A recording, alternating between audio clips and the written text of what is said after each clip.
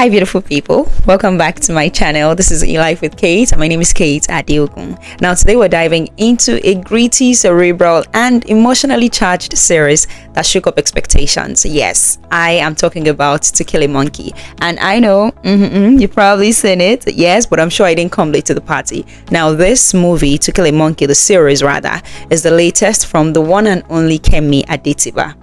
So let's talk about it.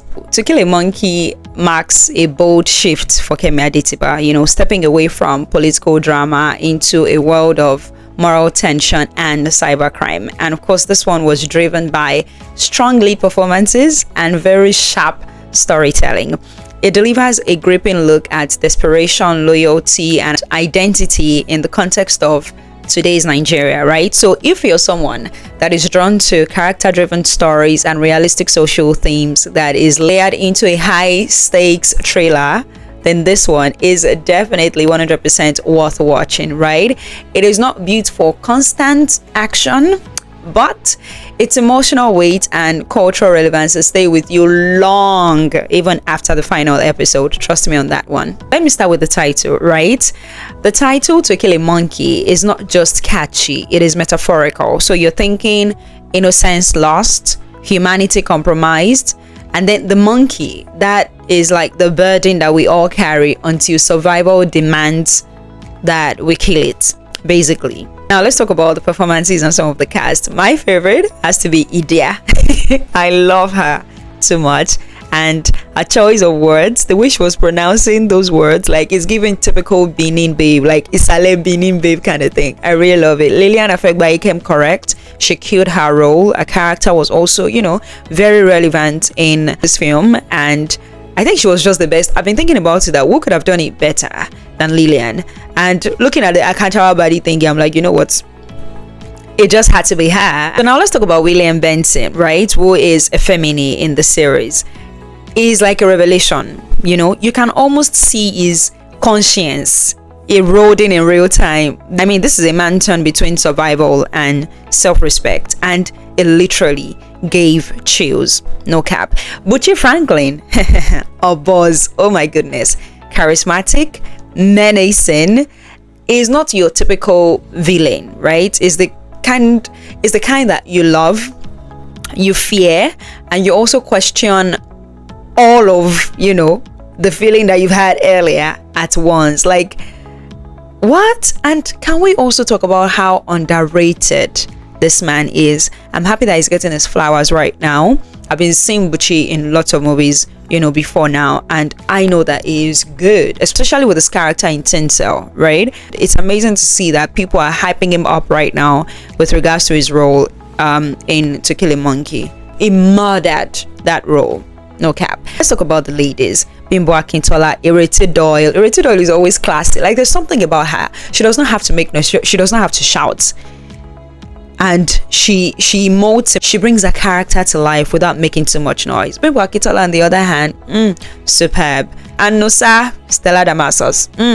I have no comments with regards to that character, but of course Stella Damasos is an amazing actress and she brought her A game as well. All in all, they all gave a performance that is raw and very, very soulful. Like, you could feel their every choice, you could feel their regret, you could feel their love. Even Shine Rossman, oh my goodness, the cast was well selected, carefully selected, and they hit the right notes with regards to their roles and their characters, no cap. Kemi Adetiba did a whole lot of clever stuff here. She strips away the grandeur, no bombastic speeches or flashy montage, right? Instead, we had grit, we had stillness, we had shadows, and we also had choices that speak louder than dialogue. Now for the themes, right? Loyalty was tested, the moral cost of survival, who we become when systems fail us. It's a whole lot. And the storytelling is intentional. It is slow burn.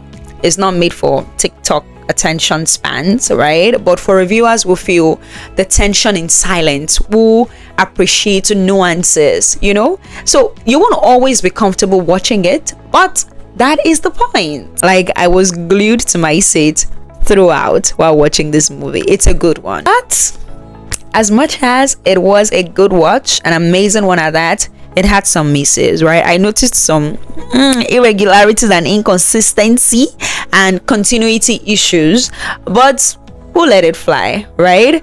The performances were stellar, like I said. The tone was consistent. The cultural texture, it was rich. Like, you could literally smell the Lagos streets. You could also feel the cyber pulse, but some scenes dragged. There were some pacing dips in the middle. A few side plots could have been sharper, you know.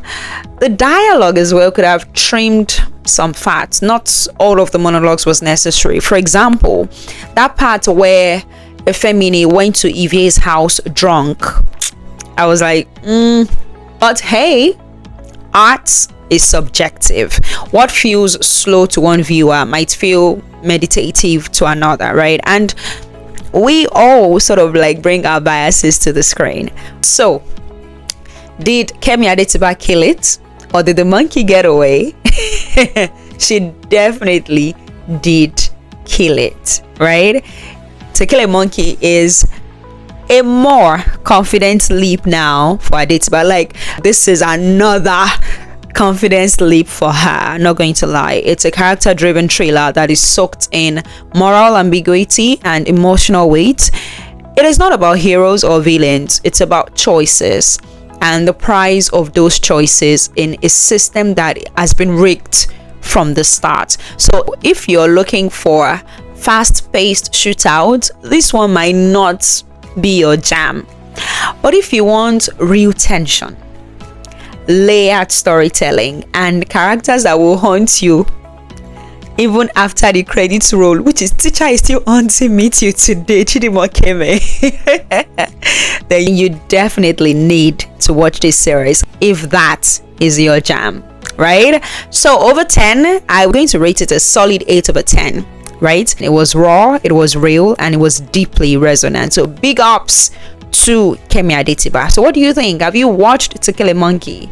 Are you Team Efemini or Team Obaz? Drop your thoughts in the comments below, and don't forget to like, share, and subscribe, because this kind of storytelling deserves conversation. And if you've not seen it, go and give it a watch. Bye. Thank you for watching.